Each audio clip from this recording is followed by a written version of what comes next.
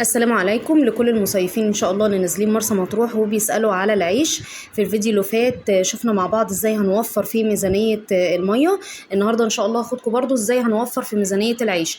طيب ده الفرن اللي انا بصوره لكم، ده فرن تموين ببطاقه التموين، سواء بطاقتك على القاهره، الجيزه، بني سويف، اي محافظه، شرقيه، منصوره، اي حته.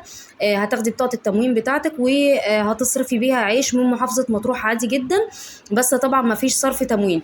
احنا فين؟ هنا في شارع اسكندريه عند ابو حلاوه بتاع الفطاير والبيتزا، وعند كشك بازار الشبكي مشهور جدا جدا، واللي في وشه كمانه.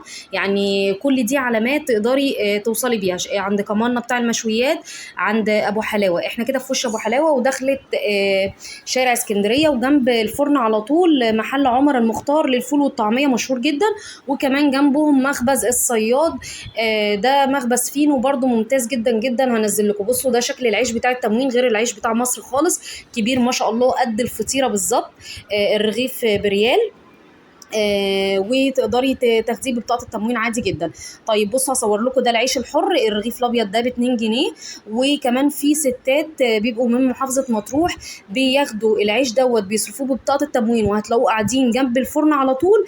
بيبيعوا الثمانيه ب 10 جنيه.